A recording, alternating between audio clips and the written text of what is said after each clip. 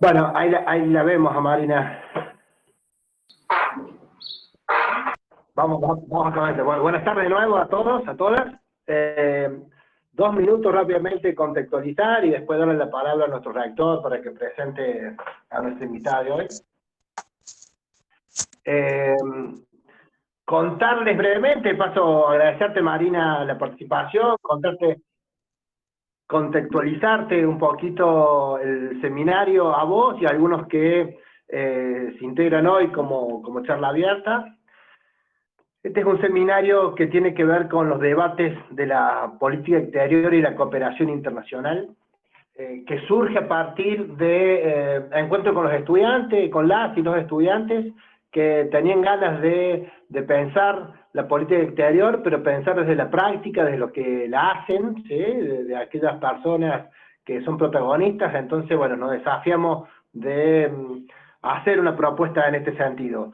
Contarte que es el cuarto encuentro, contarte a vos Luis, y a vos Marina, que es el cuarto encuentro, que en el primero estuvo Guillermo Chávez, que es el jefe de gabinete de Cancillería, en el segundo nos acompañó Carlos Tomada, actual embajador en México. El tercer encuentro hubo un docente de la casa, Jorge Fuatorres, que trabajó las políticas ambientales internacionales, que es tema de su tesis doctoral.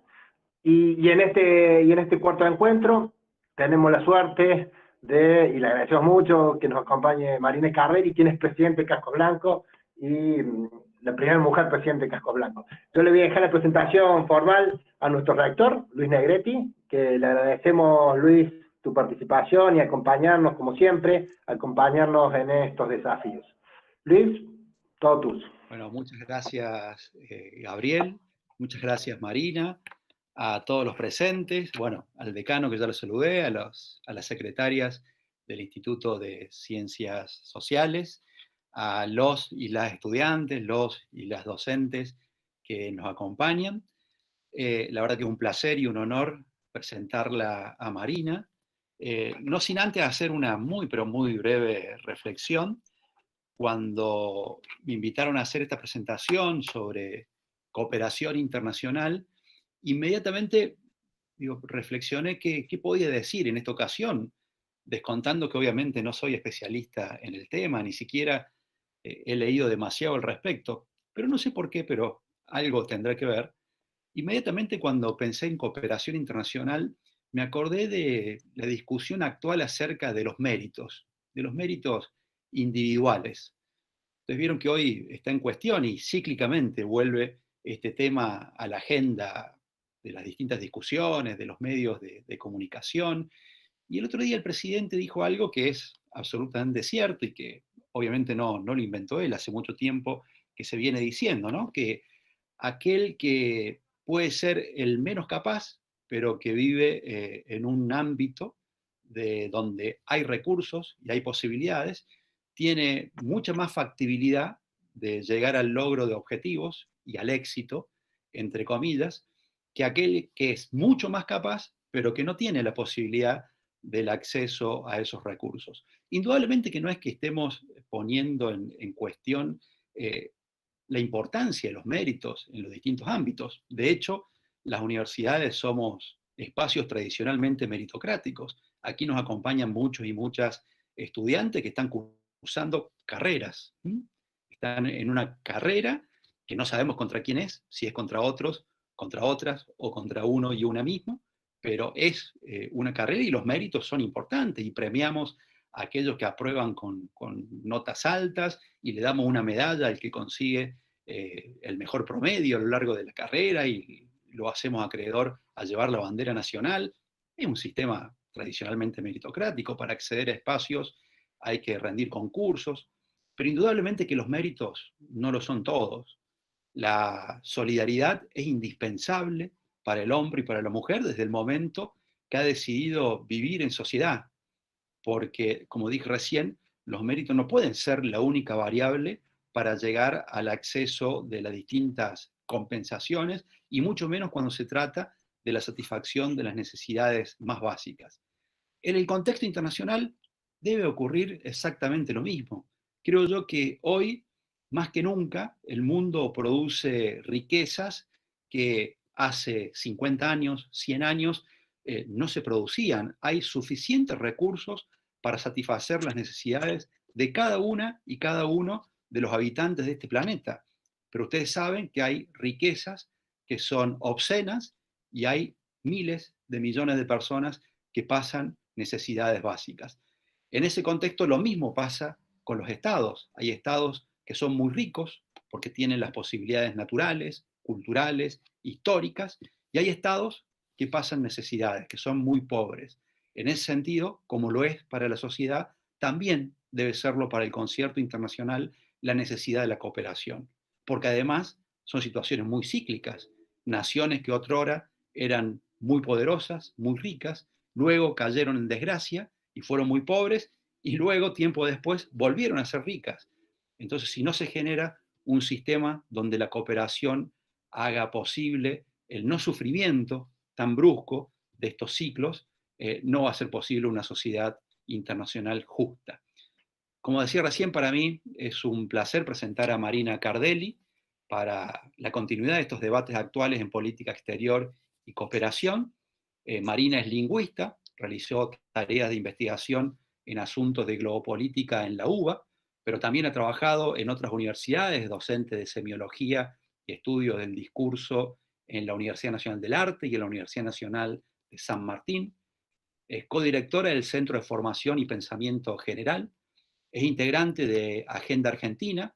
Como dijo el decano recién, es la primer presidenta de Casco Blancos Argentina, y a su vez también es una militante política, una internacionalista y una feminista también. Así que, Marina, un gusto que haya aceptado nuestra invitación, y el micrófono es todo tuyo.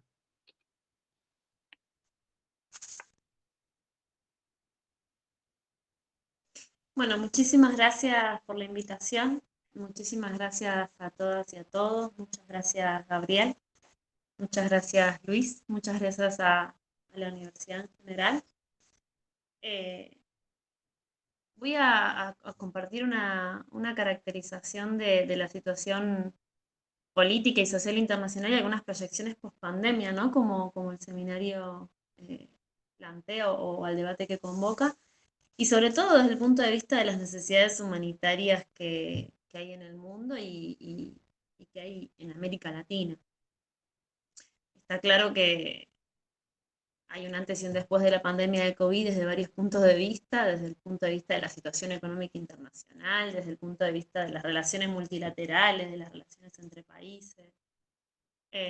No quiero decir que haya cambiado drásticamente lo que pasaba antes, porque las tendencias no cambiaron, pero de alguna manera creo que sí ocurrió que situaciones o fenómenos que ya estaban presentes antes de la pandemia se intensificaron muchísimo más y se profundizaron, es decir, dificultades que existían se profundizaron, tendencias de la situación económica y social se profundizaron.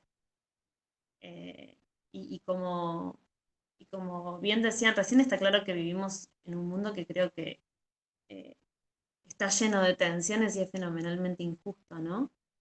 La globalización o el sistema capitalista internacional está fundamentalmente dominado por el capital financiero, en contraste o en detrimento del capital productivo y el capital industrial.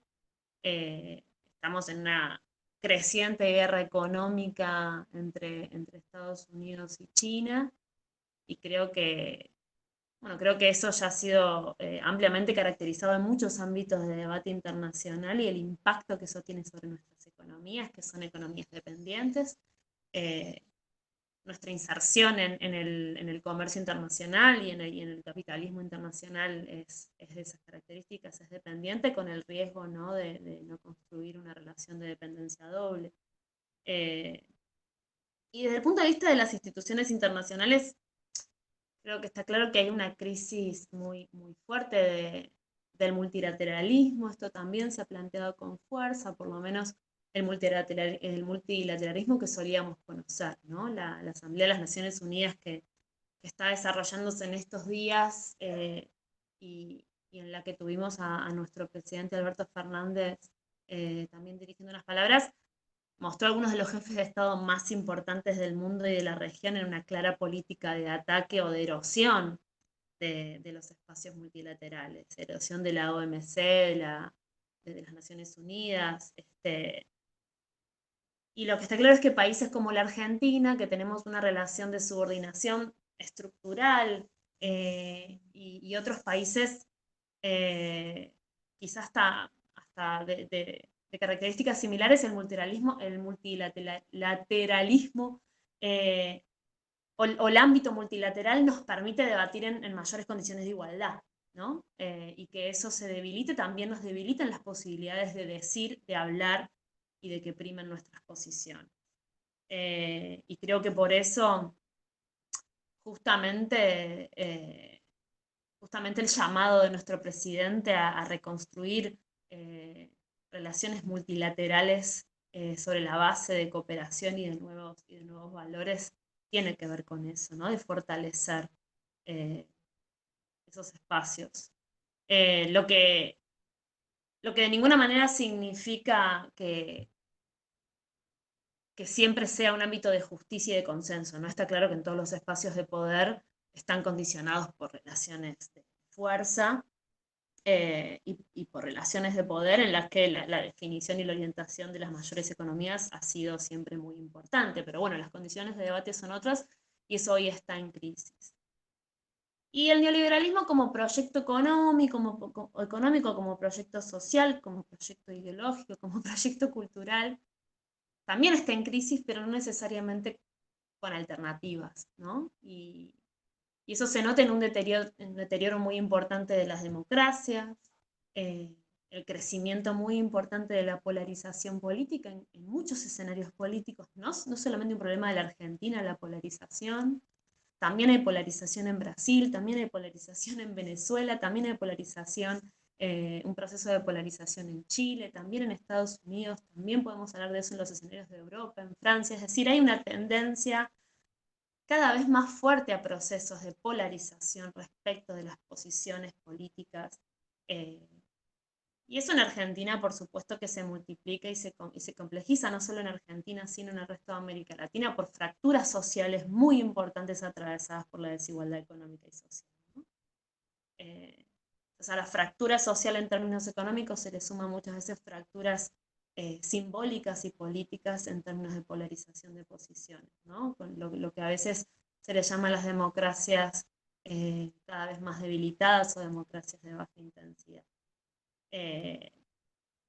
Y me parece que está cada vez más claro que en los escenarios políticos hay muchas veces que los intereses económicos de los grandes capitales juegan de lleno en esta batalla cultural e ideológica, lo que a veces se llama el fenómeno de la posverdad, que muchas veces parece una tontería o lo desmerecemos, pero ocurre muchísimo en el crecimiento de los discursos de odio, el crecimiento de las teorías conspiracionistas, el reforzamiento de grupos cerrados con opiniones radicalizadas, y que tiene que ver con cómo circula la información, con el rol de las redes sociales, con el rol de los medios de comunicación y el capital concentrado en ese sector. Entonces, creo que estamos en un escenario, o incluso antes de la pandemia ya estábamos en un escenario político, económico y social de mucha complejidad.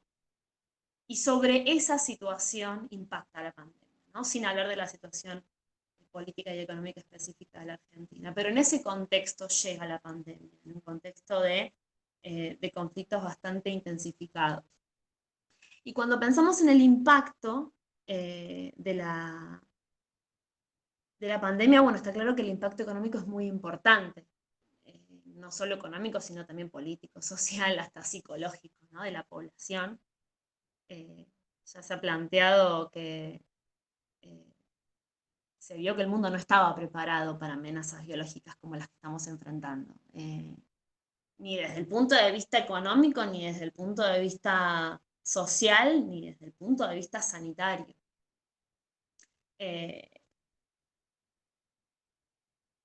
Y está claro que incluso las mayores economías del mundo están colapsando, o las mayores economías del mundo tuvieron colapso de sus sistemas de salud.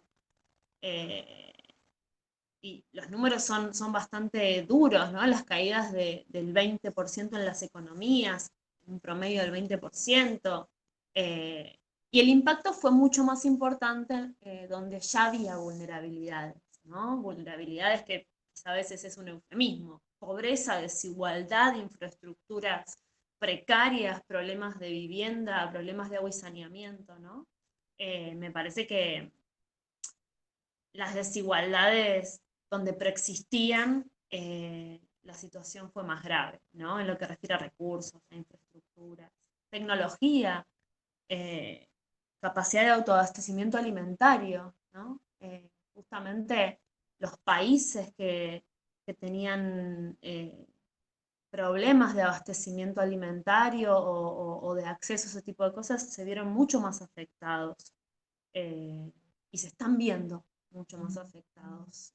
Los números son estremecedores respecto al impacto, ¿no? Un colapso en el comercio mundial de mercancías, el comercio mundial de bienes, en los informes indican que se redujo en un impactos de entre el 15 y el 20%, el impacto humanitario. Las agencias humanitarias que están construyendo datos respecto a la situación humanitaria en la región plantean que nuestra región tiene un retraso de entre 10 y 20 años en términos de objetivos de desarrollo sostenible. Y, y está claro que por nuestra especialización en la exportación, bueno, de bienes primarios, América Latina está, o América del Sur tiene un impacto muy fuerte. Economías dependientes y primarizadas están muy afectadas por la caída de los precios de esos bienes, la caída en el turismo, que en general es el mayor ingreso de las economías, de muchas economías de nuestros países, también es muy tremenda, el desempleo, el aumento del desempleo en los principales países, eh, tanto de la región como incluso en los países del capitalismo central, ¿no? Aumento del desempleo, por ejemplo, de la población migrante implicó un ingreso muy, muy mínimo de los países que tienen grandes flujos de remesas o que viven de remesas. Es decir, el impacto global es muy importante eh, y los números son estremecedores. Si se ven los informes, la verdad es que por ejemplo, en la región, acá yo estuve revisando los números, en la región estamos hablando entre 27 y 30 millones más de personas en la extrema pobreza, es decir, que se pasa de aproximadamente 70 a casi 100 millones de pobres. Eh, en Argentina los números también eran muy importantes, incluso creo que los últimos números estaban desactualizados respecto a las últimas proyecciones. Pero estas son intensificaciones, porque antes de las medidas, eh, antes de la pandemia, tampoco había condiciones en el mundo para, por ejemplo, que toda la población mundial pudiera tomar las medidas de prevención básicas como lavarse las manos con agua y jabón. Es decir, hay un gran porcentaje del mundo que antes de la pandemia tampoco accedía, por ejemplo, al agua para lavarse las manos. Y estas pandemias se vienen anticipando hace bastante tiempo, o sea que la idea de que se intensifican condiciones de desigualdad estructural, que la pandemia las visibiliza, no es solamente un planteo simpático que hacemos los que tenemos una crítica radical a la desigualdad en el mundo, sino que son datos, ¿no? Eh, Algo que fue bastante relevante, que hace un rato en la entrevista que me hicieron también lo mencioné, es el impacto sobre las mujeres y niñas, ¿no? Una feminización, por lo menos en nuestra región, es muy relevante eh, el balance que venimos haciendo, que una feminización muy importante de la pobreza y un impacto desigual sobre mujeres debido, bueno, justamente a las desigualdades estructurales que tiene nuestra sociedad respecto a la distribución del trabajo, del rol social de las mujeres asignado fundamentalmente a la tarea de cuidados, se han vuelto más vulnerables, ¿no? A la situación, expuestas a mayores riesgos sanitarios, a mayores riesgos económicos en las crisis humanitarias, y no solo las mujeres, también mencionaba recién en la entrevista, ¿no? Porque las desigualdades se articulan, ¿no? Hay interseccionalidad, entonces mucho más las mujeres indígenas, mucho más las mujeres pobres, mucho más las mujeres campesinas. Y de alguna manera está claro que en Argentina ese impacto ha sido muy importante. Un informe del Ministerio de Economía del área de género muestra que el porcentaje en la economía, o la proporción, digamos, que implican las tareas de cuidado del PBI es el 15%. Y eso se intensificó muchísimo durante la pandemia. Es decir, la proporción del trabajo no remunerado de las mujeres en la región es importantísimo, y ese trabajo no remunerado en la situación de crisis o en la situación de pandemia se ha intensificado, sobre todo con las cuarentenas, y eso no está contabilizado en ningún lugar porque justamente son números que no se registran, ¿no? Para darnos cuenta que no solo lo que está registrado son los números del deterioro. Y de alguna manera me parece importante también pensar que tenemos muchas lecciones aprendidas, o por lo menos desde la asistencia humanitaria, los debates humanitarios, nos hemos planteado que hay muchas lecciones que hemos aprendido. Una de las lecciones más importantes tiene que ver con el rol de lo público, con el rol de los estados. Fueron los estados los que salieron a responder, fueron los sistemas de salud estatal, es decir, después de, incluso si recordamos otras crisis, después de los procesos políticos y económicos, en las crisis del 2001, en las crisis de 2008, que los estados salieron a salvar a los bancos con inversiones muy importantes de ayuda económica para los que hoy son grandes capitales, o los que en ese momento eran los grandes sectores del sistema financiero que necesitaban la ayuda del Estado. Y después de procesos políticos y económicos que impulsan el deterioro de los estados, como el neoliberalismo, o cuando hablamos de que el neoliberalismo empuja, digamos, que el Estado se retire, que se mercantilicen, digamos, y se privaticen cada vez más tareas o asuntos que antes imaginábamos que estaban en el marco de lo público. Bueno, justamente hoy fueron los estados los que salieron a construir la respuesta, ¿no? Y la respuesta tuvo muchísima más capacidad y hubo mucha más posibilidad de salvar vidas en aquellos lugares donde había sistemas públicos adecuados, en aquellos lugares donde había capacidad de construir incluso desarrollo tecnológico soberano, donde había sistemas, estructuras, digamos, laborales sólidas que pudieran garantizar el, el ingreso de trabajadores y trabajadoras, es decir, donde estaban más robustecidos los estados, hubo muchísima más capacidad de respuesta, y esa es una lección aprendida. O por lo menos tenemos que impulsarla como lección aprendida contra los que siguen sosteniendo proyectos políticos y económicos que debilitan a los estados. Y un aprendizaje que creo que es un aprendizaje muy importante para la Argentina es que la democracia también salva vidas, ¿no? La participación de las comunidades en la respuesta fue central. Central. No hubiéramos tenido capacidad de construir la respuesta que construimos desde el Estado argentino, por lo menos, y creo que es un balance que se aplica al resto de América Latina, si la acción del Estado no hubiera estado articulada con las comunidades organizadas, con la comunidad organizada, con las organizaciones sociales y comunitarias en el territorio, con inserción territorial para construir las estrategias. Y esto se aplica no solo a la crisis sanitaria, se aplica a la crisis alimentaria, a la crisis social. Es decir, y no solo respecto de la llegada a las comunidades y a los territorios con mayores vulnerabilidades y con mayor preeminencia de situaciones de pobreza, también la posibilidad de construir estrategias unitarias, ¿no? Hay los diálogos amplios y diversos y aceitados para construir respuesta de todos los sectores, y la articulación con congregaciones, con todos los sectores políticos y sindicales. Es decir, la respuesta no hubiera sido posible sin una comunidad organizada con poder en los territorios en diferentes sectores para complementarse con el Estado. Y eso también creo que es una lección aprendida, En algunos casos son lecciones aprendidas que se amplifican a nivel internacional y regional, y en otros casos son lecciones aprendidas en el territorio de la Argentina y que creo que tenemos que sostener como posiciones hacia afuera. Ahora, hay un tema bastante importante que tiene que ver con las proyecciones. Y por lo menos las proyecciones que podemos tener desde el ámbito de la asistencia humanitaria y desde el ámbito de la gestión de riesgos.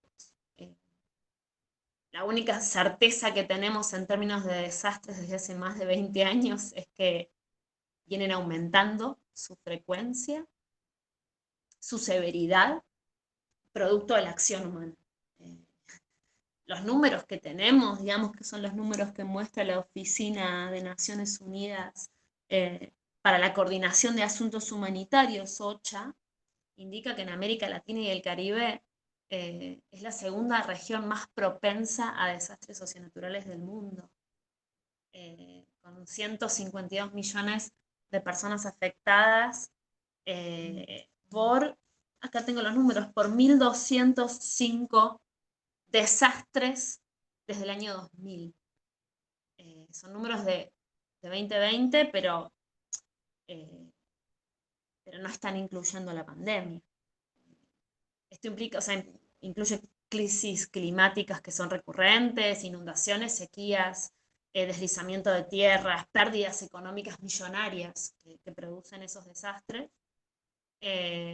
La sequía, por ejemplo, es el desastre que afecta al mayor número de personas en la región. Hubo reducción de los cultivos en un 50 y un 70% en zonas de América Central. Eventos para los que se están construyendo también condiciones en la Argentina, como demostraron los incendios crecientes en 2020. Es decir, Argentina tuvo que responder de la misma forma que le está pasando a Brasil, a crisis humanitarias, a desastres simultáneos que generan crisis humanitarias que tienen causas múltiples, ¿no? Es decir, la situación de la crisis sanitaria por la pandemia, articulada con incendios que no se pueden contener, con sequías y con inundaciones, eventos climáticos extremos. Y esos eventos climáticos extremos están vinculados a un modelo productivo que está, a un modelo en el mundo, ¿no? Un modelo de desarrollo que se está agotando, que tiene que ver con el cambio climático, con la depredación ambiental, de la que también habló nuestro presidente en Naciones Unidas, por sistemas de producción, no sé, agrícola, por ejemplo, que provocan agotamiento y salinización de la capa acuífera en tierras que antes eran bosques, el crecimiento demográfico muy importante combinado con urbanización no planificada, que es lo que explica que haya miles de lo que son llamados los barrios populares, ¿no? Que nosotros tenemos un registro de esos barrios, pero que todavía no hemos podido encarar un proceso de urbanización. Es una situación extendida en América Latina. Está aumentando la demanda de alimentos, de bienes y de servicios industriales, y eso presiona sobre la explotación de los bienes comunes, de los llamados recursos naturales.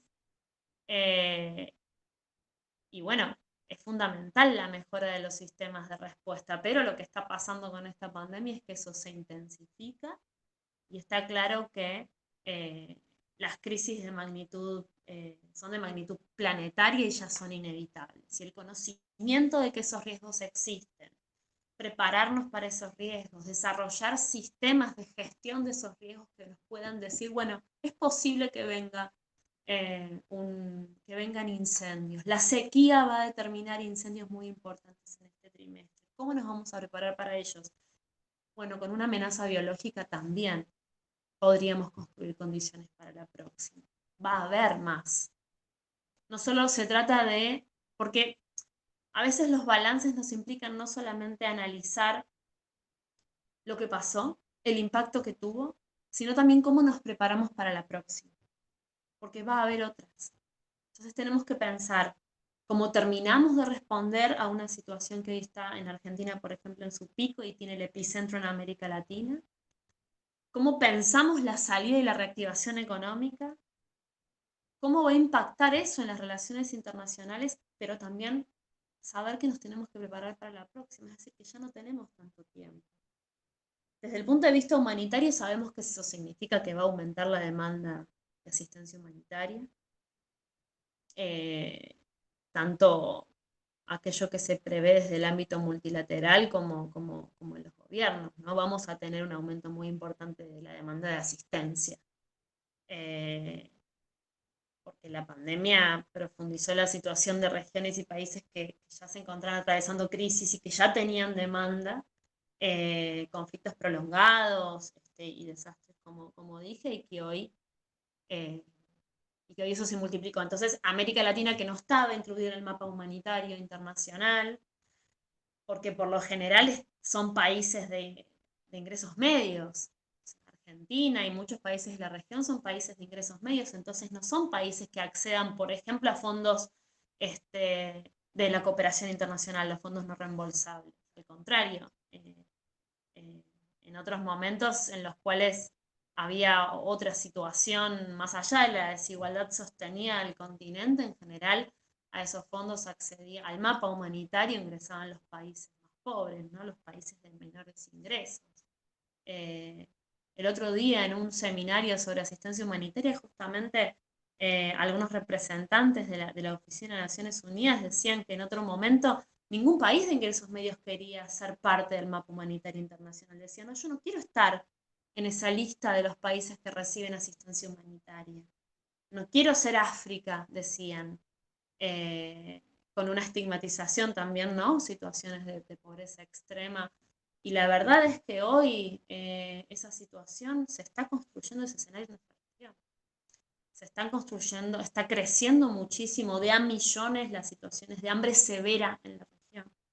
Argentina tenía a principios de este año una situación de crisis alimentaria muy importante y está anunciado que vamos a terminar el año con esa situación incrementada. Entonces, ese es el escenario en términos de necesidades de asistencia humanitaria al que vamos en América Latina.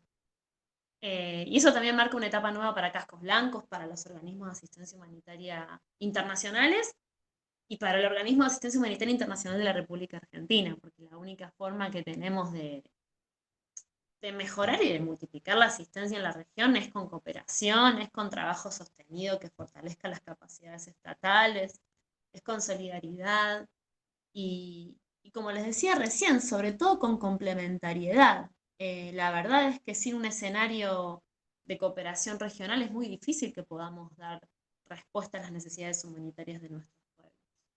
Porque Argentina puede asistir con muchísimas cosas, pero hoy Argentina también necesita. Argentina tiene necesidades humanitarias. Tiene mucha capacidad todavía de brindar asistencia, pero sin complementariedad entre las diferentes capacidades de los estados en la región, es muy difícil que podamos dar respuesta. Y ni siquiera estoy hablando de una agenda de integración que prevea acuerdos políticos, que están siendo muy difíciles. Es innegable que la unidad latinoamericana está muy deteriorada, que hay que trabajar en esa unidad, en esa unión, que no puede tratarse, como decía recién, solamente de posiciones políticas, porque a pesar de que haya signos políticos muy diversos y distantes y hasta confrontaciones, América Latina tiene que construir estrategias de unidad, por ejemplo, en lo que refiere a la asistencia humanitaria ante las emergencias. Lamentablemente estamos, me parece, viendo procesos políticos de polarización muy importante, como decía al principio, en los cuales generar esos procesos de unidad es muy difícil. Y en un escenario de crecimiento de la demanda humanitaria en la región vamos a tener que encontrar un equilibrio, porque de esas estrategias de unidad depende la supervivencia de nuestras poblaciones. Y me parece que también esa es una lección aprendida de esta pandemia. Estamos hablando de la muerte de cientos de miles de personas si no atendemos la situación con capacidad y con madurez política. Argentina hizo mucho en este tiempo en términos de asistencia humanitaria, además de que el organismo, digamos, de asistencia humanitaria Cascos Blancos colaboró con todo lo que tiene que ver con el proceso de repatriación. estoy hablando fronteras afuera, ¿no? Después, por supuesto, que hubo muchísimas estrategias del gobierno nacional y de muchísimos organismos en términos de respuesta a la pandemia, pero muchos países se dieron estrategias de repatriación de sus ciudadanos y ciudadanas, y Argentina fue uno de ellos. La verdad es que somos uno de los países que más cantidad de repatriados y repatriadas tuvo, más cantidad el mayor número de regresos al país, porque Argentina además, el pueblo argentino tiene una tradición muy importante de viajar y ya lo sabemos. También tuvimos una misión de asistencia, que creo que la mencioné hace un rato en la entrevista con la prensa, una misión de asistencia humanitaria para asistir a argentinos y argentinas que estaban en Guayaquil, en Ecuador, que tuvo una situación de emergencia sanitaria muy importante, cuando se difundió que estaba saturado el sistema de salud y que había personas que morían sin atención. Bueno, en esa situación había cientos de argentinos y argentinas que estaban ahí varados, y hubo una estrategia con puente aéreo, con articulación con el Ministerio de Defensa, de aviones Hércules, que junto con voluntarios y voluntarias de Cascos Blancos fueron a asistir a esas personas, las trajeron. Hubo Hércules que viajaron en articulación, en una estrategia de articulación entre la Cancillería Argentina y el Ministerio de Defensa a varios países. La verdad es que en ese sentido la Argentina tuvo una tarea muy importante. También se desplegaron cientos de voluntarios y voluntarias en el área metropolitana de Buenos Aires, voluntarios internacionales, digamos, de asistencia humanitaria internacional, pero que cumplieron tareas en territorio nacional, articulando la estrategia de respuesta con otros organismos. Pero también tuvimos tareas de asistencia humanitaria, por ejemplo, recuerdo que hicimos un envío de asistencia a El Salvador, que tuvo tormentas tropicales y estaba en una situación de necesidad de asistencia, y hicimos un envío humanitario ahí. Tuvimos envío humanitario también a países del Caribe Oriental, a Granada, a Barbados, a la Organización de los Estados del Caribe Oriental. Ahí hicimos un envío de kits de COVID-19, justamente enviamos tests para la detección temprana de COVID, que fueron de desarrollo y producción nacional, porque no todos los países tienen todavía, no todos los países tienen la capacidad de comprar test y de tener test. Muchos los necesitan, que esos test vengan de la asistencia humanitaria, y Argentina cumplió un rol en la región para eso, sobre todo en la región de Caribe y Centroamérica. Y también hay otras tareas que cumplió la Argentina, que fortalecen la cooperación, y que son signos para la comunidad internacional muy importantes. La negociación de nuestra deuda en el medio de esta situación es un acumulado político y simbólico muy importante para todos los países del mundo que tienen crisis de deuda. Demostrar que, no sé, por ejemplo, que una política de cuidados activa en la población con esta perspectiva de género salva vidas. Una política activa desde el Ministerio de las Mujeres, que tengamos ese ministerio, que hayamos incorporado a nuestro presupuesto nacional la perspectiva de género como gestos hacia el mundo, hacia las deudas del mundo con las poblaciones más vulneradas, como orientación no solo de nuestra política interna, sino de nuestra política exterior, es un gesto muy importante. No sé, por ejemplo, que la Cancillería haya identificado cientos de nuevas posibilidades de exportación en el medio de una crisis económica, muestra también mucha templanza, mucha capacidad del Estado argentino y de este gobierno en el mundo de mostrar que en la peor situación no renunciamos a estabilizar nuestra economía, que hayamos convertido en legislación nacional la nueva demarcación de la plataforma continental y todos los avances en términos de Malvinas. Es decir, empujamos algunas ideas fundamentales que tienen que ver con un modelo de Estado, que tienen que ver con la defensa de la soberanía, que tienen que ver con el impulso de un Estado que garantiza derechos, y en una situación de crisis mundial en la que el modelo económico y político hegemónico quiere debilitar los estados nacionales, y el aprendizaje, la lección aprendida está haciendo que son los estados los que responden, que Argentina siga dando señales de soberanía y potencia estatal y un estado garantizador de derechos, es un gesto muy importante. Esta idea me parece organizadora de la perspectiva de la política exterior de no alineamiento activo, o, o de tercera posición en su versión del siglo XXI, digamos, que estamos desarrollando, donde a pesar de las diferencias políticas sostenemos los vínculos y queremos fortalecer los vínculos económicos, donde a pesar de tensiones existentes, por ejemplo, con Estados Unidos, sostenemos un vínculo y lo queremos fortalecer, donde no sentimos que tenemos que tomar una posición sobre la confrontación, la inmensa guerra económica, digamos, entre China y Estados Unidos, sostener el vínculo.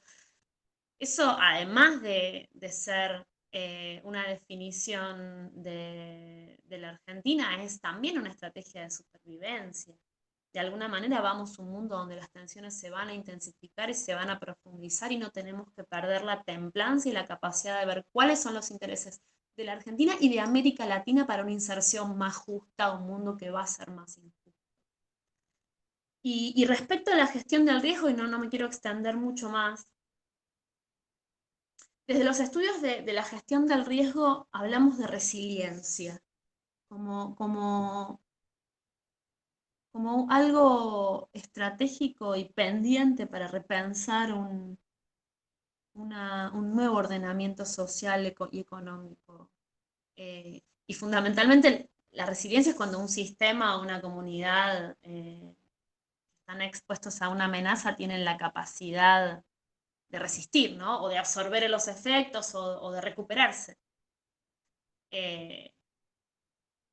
Cuando hay conciencia de los riesgos y de las amenazas, se los conoce, nos preparamos para ellos y tenemos la posibilidad de reconstruirnos, ¿no? También se habla en psicología de resiliencia cuando los traumas, cuando los problemas no golpean del todo y alguien puede volver a levantarse, ¿no? Y de alguna manera, si los riesgos se gestionan como corresponde, si los riesgos se conocen, si se anticipan, si no se encuentran con vulnerabilidades tan importantes, si nos encuentran con fortaleza, entonces no hay muertes, no hay sufrimiento, hay recuperación plena. Es imposible un mundo sin riesgos. Se viene un mundo con muchos más riesgos desde el punto de vista de los desastres, por ejemplo, o de las amenazas a las que estamos expuestos, y estoy incluyendo las amenazas biológicas. Se viene un mundo de más riesgos.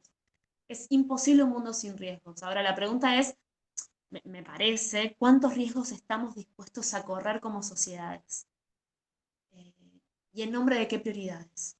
En nombre de aceptar y seguir reproduciendo qué dinámicas de organización mundial. La resiliencia es más difícil de alcanzar si no se revierte, digamos, el empobrecimiento y la restricción de derechos creciente que hay en el mundo y hoy intensificada por la pandemia.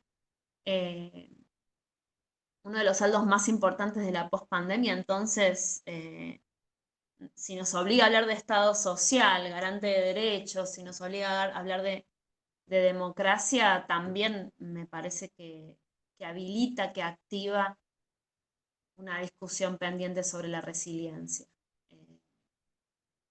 Sobre la resiliencia y sobre las capacidades de decisión real de los estados, sobre sus recursos, sobre sus políticas públicas, sobre su ordenamiento territorial, sobre sus territorios. En la gestión de riesgo de desastre siempre decimos que después de un desastre, después de una crisis humanitaria, hay que reconstruir. Gestionar los riesgos es, además de mitigar y prepararse y dar respuesta en el momento en que la amenaza impacta, después viene un proceso de rehabilitación y de reconstrucción. Y el principio para reconstruir es reconstruir mejor. No podemos reconstruir como estábamos, porque si reconstruimos como estábamos, entonces las consecuencias van a ser las mismas la próxima vez que la amenaza llegue. Se habla de reconstruir mejor para ir desarrollando resiliencia. Y creo que tiene que ver con esto el planteo que hizo nuestro presidente en Naciones Unidas, cuando decía que no podemos globalizar la indiferencia, sino que tenemos que globalizar la solidaridad. y combatir la pandemia tendiendo puentes. Y creo que a eso se refiere también cuando habla de que la vacuna sea un bien público accesible a todas las naciones. La política exterior tiene que ser la cara externa de una política nacional. Y creo que esta concepción de soberanía, de respeto y de autodeterminación de los pueblos que creo que organiza nuestra perspectiva de política exterior, que la organiza cuando nos posicionamos sobre Venezuela, cuando nos posicionamos sobre Brasil, cuando nos posicionamos y tenemos una relación muy conflictiva con Bolivia, con un gobierno de facto, y cuando priman estas ideas que organizan nuestra mirada hacia el mundo, de alguna manera eso es la cara externa de una concepción sobre cómo pensamos la política pública a nivel interno. No existen salidas económicas y políticas que puedan encarar los países solos por sí mismos, desvinculados de la dinámica de la región, desvinculados de lo que ocurre con los países vecinos, digamos. Si Argentina inicia verdaderamente, me parece, un debate hacia la transición justa, que es un planteo muy interesante que venimos sosteniendo. Si se hace efectiva, entonces de alguna manera eso implica poner en discusión una agenda de soberanía, que va a implicar un rol en la recuperación que enfrenta el mundo. Creo que vamos a un mundo de muchísimas tensiones, de muchísimas dificultades, y que las posibilidades de transición hacia otra situación no están trazadas. Es decir, hay que construir incluso los cimientos de alguna transición. Vamos a un escenario adverso. Nos tenemos que preparar para un escenario adverso. Y creo que nuestro norte tiene que ser, o sea, nunca perder ese horizonte largo de una sociedad más justa, de un mundo justo, de un mundo donde no prime las relaciones de subordinación y dependencia económica, pero eso tiene que ser un norte a largo plazo. Hoy creo que tenemos que construir un norte de construir condiciones para poder discutir una transición, porque vamos a un mundo con tensiones incluso más grandes y más importantes de las que vivimos hoy, y nos tenemos que preparar para eso con muchísima templanza y con muchísima claridad de nuestros principios ordenadores, que creo que estamos mostrando con mucha claridad hoy en nuestra actitud hacia la pandemia en el país y en nuestros gestos claros de que prime la cooperación y la solidaridad en los ámbitos multilaterales. Y ahora la verdad es que prefiero que abramos un debate y escuchar algunas intervenciones, y les agradezco mucho que me hayan dejado compartir con ustedes algunas ideas.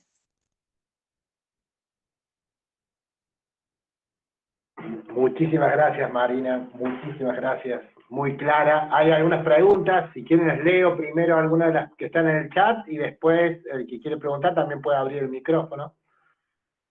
La primera de Lucio, en un momento que estabas hablando, me imagino, de la cuestión de casco blanco hacia el plano interno, pregunta, ¿qué desafíos?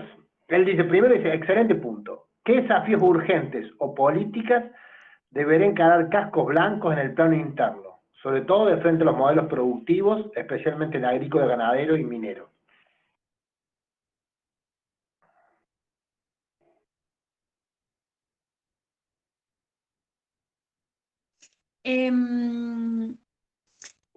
A ver, respecto de este debate sobre la transición justa y este debate sobre pensar un modelo sustentable para la Argentina, yo creo que tenemos que pensar siempre de dónde partimos, en qué situación estamos. Incluso creo que en ese sentido, tomar conciencia de que estamos en el epicentro, en el corazón de una crisis fenomenal de nuestra economía, creo que es la guía para pensar el resto de las acciones. Hoy tenemos emergencias en términos económicos y en términos políticos a las que tenemos que dar respuesta. y me parece que con mucha madurez hacia el futuro tenemos que iniciar a la vez un debate hacia una transición justa, y esto no es solamente un problema del Ministerio de Desarrollo Productivo, no es solamente un problema del Ministerio de Economía, no es solamente un problema del Ministerio de Educación o del Ministerio de Ambiente desplegando una agenda de educación ambiental. Es un asunto, igual que el tema de género, que es transversal y es una política de Estado, hacer de un objetivo de desarrollo sostenible y de cuestiones vinculadas con el modelo productivo, una agenda transversal del Estado es algo que hay que construir. Cascos Blancos, por supuesto que tiene en ese sentido un aporte que hacer. Un aporte que hacer que se aplica tanto a pensar las acciones internas como a pensar las acciones externas. La agenda de Cascos Blancos es una agenda de gestión de los riesgos que incluye, por ejemplo, el tema de la mitigación y el tema de la promoción en las comunidades de estrategias de prevención de los desastres. Y eso implica un debate sobre la recuperación del medio ambiente, implica un debate sobre la protección de la biodiversidad, implica un debate importante sobre eso. Estamos desarrollando hoy algunos ejes concretos vinculados con el voluntariado y con que haya acciones específicas que el voluntariado pueda desplegar en términos ambientales, en términos de prevención de las crisis ambientales y además de conocimiento más fuerte, digamos, de las características de la depredación ambiental de los modelos productivos en el mundo, que puedan también trabajar en la recuperación de ecosistemas, con articulación en algunas localidades. Estamos trabajando en una agenda, pero por supuesto que siempre son agendas que contribuyen a políticas generales, ¿no? Contribuyen a políticas que se puedan desplegar desde el Estado, contribuye si pensamos en agendas regionales de asistencia y de prevención de los desastres que contemplen la perspectiva ambiental con más fuerza, si desarrollamos también sensibilización respecto de cómo los eventos climáticos extremos están vinculados al cambio climático, y eso nos permite modificar el modo en el que los diferentes países, por ejemplo, hacemos un esfuerzo más importante para cumplir con el Acuerdo de París o con nuestros acuerdos respecto del calentamiento global. Quiero decir, hay una agenda importante, nosotros tenemos un rol en lo que es los objetivos de desarrollo sostenible y en lo que es la gestión de riesgos que incluye la agenda del cambio climático en Argentina, pero somos una pieza en el impulso de un debate que se está impulsando desde muchos lugares y creo que cada vez toma más fuerza y tenemos que comprometernos en que crezca. Creo que tardamos un tiempo importante en lograr que la agenda o que la perspectiva de género como política pública fuera no solo una intención, porque hace mucho que es una intención, creo, en el Estado argentino, que pasara de ser una intención a tener una consecuencia concreta. Creo que estamos en ese camino también con la sostenibilidad y con el inicio de un debate sobre la transición justa. Todos tenemos una parte, Cascos Blancos está intentando tomar la tarea de su parte y tener políticas activas y propuestas concretas, y estamos intentando que la construcción de un voluntariado ambiental y la construcción de iniciativas de recuperación de ecosistemas sea una agenda propia. Lázaro quiere hacer una pregunta. Lázaro. Hola Marina, un gusto. Bueno, yo básicamente quisiera preguntarte sobre los recursos humanos que vos tenés, seguramente has tenido intervención con los recursos humanos de otros países que van a hacer la asistencia. ¿Cuál es tu percepción, la mirada de esos agentes humanitarios en un contexto que la derecha ha tergiversado todos los conceptos? Bien dijiste de Bolivia, democracia, libertad, o la ayuda humanitaria inclusive que sirve para infiltrar agentes, para voltear gobiernos y todo eso. A mí me interesaría saber cuál es la percepción que tenés sobre la gente en sí, si están convencidos o van a hacer, porque es una experiencia de la élite, bueno, vamos a ayudar a estos pobres menesterosos. ¿Cuál es la percepción de de los agentes, y realmente porque el cambio para mí debe surgir desde abajo. O sea, el fuego se aviva de abajo. A ver, dos cosas. La primera, recupero lo que dije recién, de que la política exterior es la contracara de la política interna.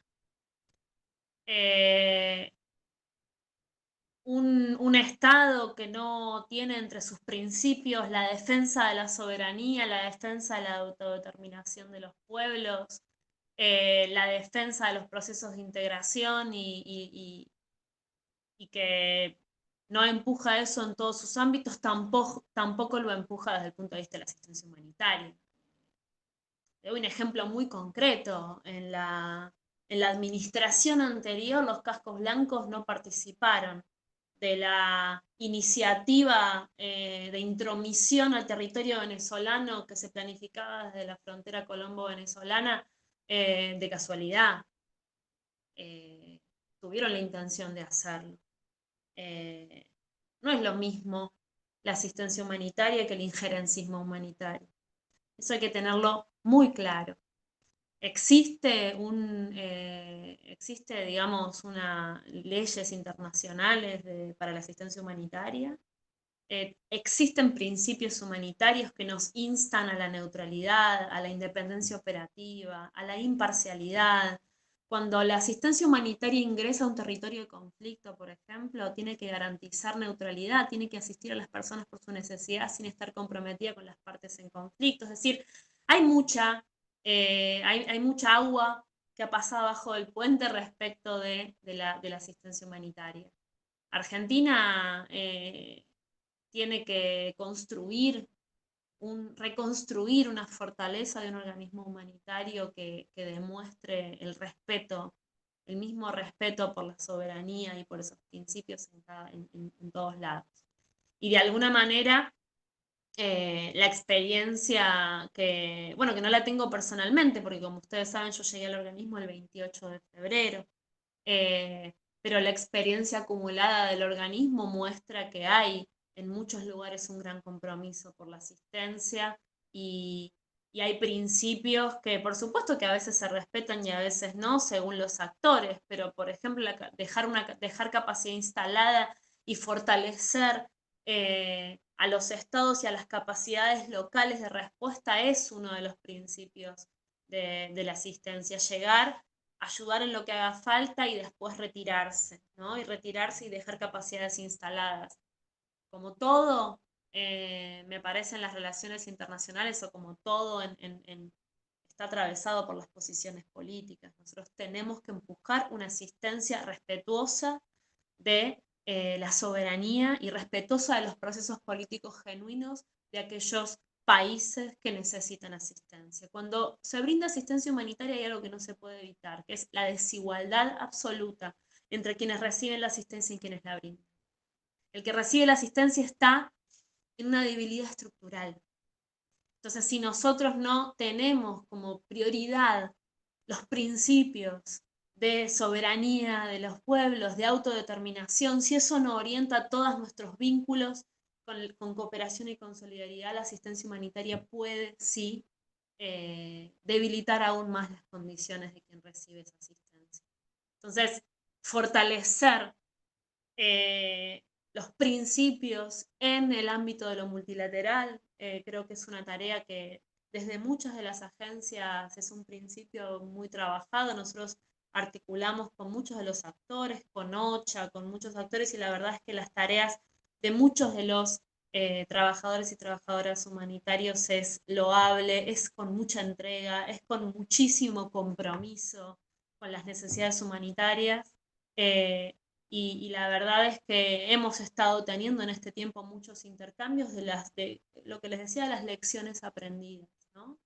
Y justamente hay una necesidad muy importante de fortalecer los organismos y las herramientas de asistencia humanitaria que tenemos en la región. Necesitamos construir puentes entre los diferentes organismos y herramientas de asistencia que tenemos en la región.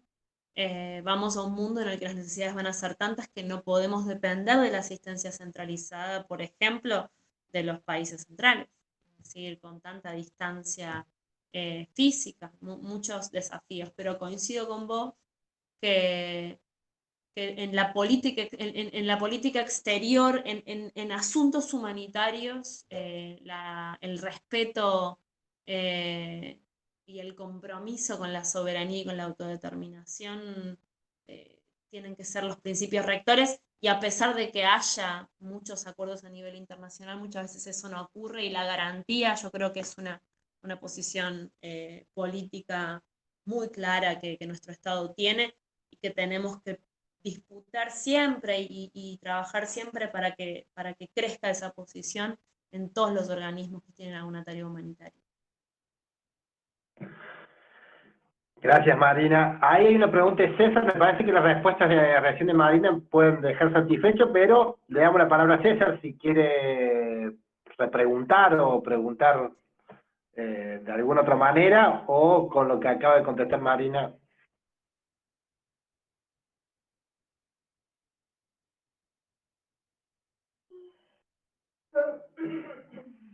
Lázaro te dice clarísimo, Marina, muchas gracias, dice. No sé si César nos está escuchando, si puede hablar.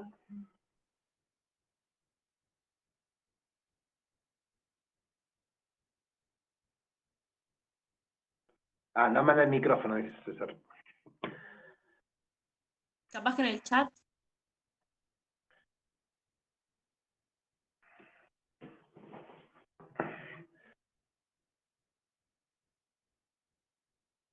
Busco arriba. La pregunta iba por este lado, Marina. Dice, si bien Cascos Blancos opera en zonas que reciben financiamiento directo por parte de Estados Unidos y Reino Unido, pero como un órgano del Ministerio de Relaciones Exteriores y Culto de la República Argentina, ¿se les informa sobre cuestiones o tiene otra forma de operación descentralizada internacionalmente? ¿Me puedes repetir la pregunta? Porque no entiendo la primera parte. A ver, hace una introducción, dice, he leído algunos artículos sobre cascos blancos, como que hay un lado oscuro, y lo definen como propaganda de guerra imperialista, dice. Y si bien estos cascos blancos que operan en estas zonas reciben financiamiento directo, está hablando de Medio Oriente, por parte de Estados Unidos y Reino Unido, pero como un órgano del Ministerio de Relaciones Exteriores y Culto de la República Argentina, ¿se les informa sobre cuestiones o tienen otra forma de operación descentralizada internacionalmente?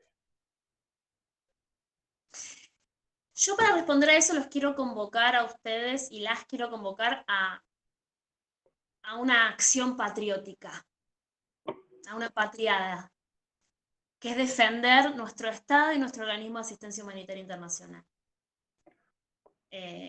Los cascos blancos son el organismo de asistencia humanitaria estatal de la República Argentina. No hay cascos blancos en ningún otro lado del mundo que sean y que no dependan de la República Argentina. Esos cascos blancos a los que ustedes se refieren es una organización no gubernamental. Es una organización no gubernamental que, en todo caso, imitó el nombre de los cascos blancos justamente por el prestigio internacional que alguna vez tuvo nuestro organismo de asistencia humanitaria. Es un organismo que saltó a una organización privada, particular, pequeña, que saltó a la fama por un documental de Netflix, y por supuesto ahí se muestran todas las articulaciones y de intereses económicos, políticos y injerencistas y de articulación con el terrorismo, digamos, con el imperialismo y con todo lo que ustedes dijeron. Nuestro organismo de asistencia humanitaria internacional solo existe en Argentina, no existe en ningún otro lugar, no tenemos sedes en ningún lugar, tampoco somos una oficina de un organismo, una oficina de una agencia multilateral, es decir, somos un organismo del Estado argentino, y cada vez que se acusa a cascos blancos de acciones terroristas en Medio Oriente, me parece que tenemos que hacer el esfuerzo desde la Argentina de clarificar que se está hablando de una organización pequeña, que algunos caracterizan como terrorista, que no es un asunto de debate del Estado argentino. Y lo digo porque realmente es una confusión extendida, con la que tenemos que disputar, ¿no? Porque Cascos Blancos tiene 25 años de existencia, fue en la Asamblea de Naciones Unidas y en el 94 y en la Asamblea de la OEA en el 95 fue votado por todos los Estados miembros o por la mayoría de los Estados miembros como una iniciativa multilateral, la iniciativa Cascos Blancos, saludando, digamos, copatrocinando su participación desde la Argentina. Y esa historia me parece que esa historia nos avala para seguir defendiendo el carácter estatal de la asistencia argentina y el carácter de compromiso y de disputa con esas orientaciones, porque los principios que impulsan esos cascos blancos son las antípodas de los nuestros. Una confusión similar ocurre con los cascos azules, que son nuestros colegas, digamos. Los cascos azules son las tropas humanitarias, digamos, de Naciones Unidas. Argentina tiene participación en los cascos azules de sus Fuerzas Armadas, pero los cascos blancos son cuerpos civiles. Articulamos, tenemos una muy buena relación, pero cascos blancos son cuerpos civiles y los cascos azules de la Argentina son cuerpos militares. Ahí te agradece la aclaración, César. Te agradecemos todos y todas la aclaración. Tenemos la capacidad de nuestro Estado, por favor. Muy bien.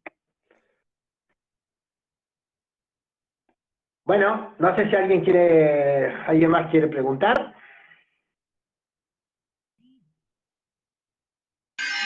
Yo tengo una duda, ahora no sé si se Dale. escucha. Sí. Mariano, dale, pregunta. En el año 2018, tengo entendido que Cascos Blancos participó en una misión liderada por Estados Unidos en un buque hospital de los Estados Unidos en distintos puertos que rodeaban a Venezuela, ¿no es cierto? En Ecuador, en Colombia. Y bueno, ¿cuál es la posición de ahora de Cascos Blancos con respecto a eso? Porque participar en una ayuda humanitaria a Venezuela, ¿no es cierto?, toda una connotación, fue en la gestión anterior, en el año 2018. Pero bueno, ¿cuál es la posición que se puede tener ahora ante una iniciativa así, que pudiera tener Estados Unidos claramente, bueno, sabiendo también cuál es la visión de los Estados Unidos respecto a eso?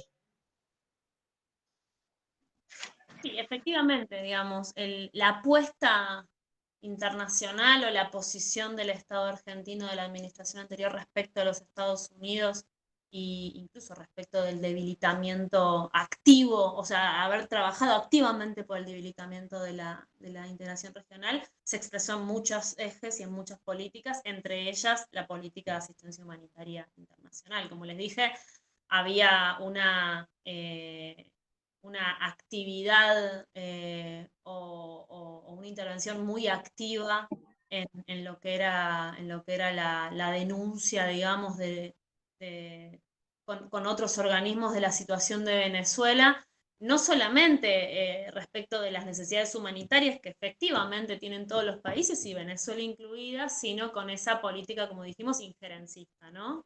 No hubo una solicitud de asistencia humanitaria que haya formulado Venezuela desde su gobierno legítimo, es decir, Cascos Blancos responde a necesidades de asistencia humanitaria, responde a pedidos de asistencia que hacen los estados, o un llamamiento internacional al que responden los organismos multilaterales, y Venezuela no hizo esa solicitud, o sea que querer entrar a territorio venezolano sin que el gobierno venezolano hubiera hecho una solicitud es una actitud claramente injerencista de todos los actores que estaban ahí.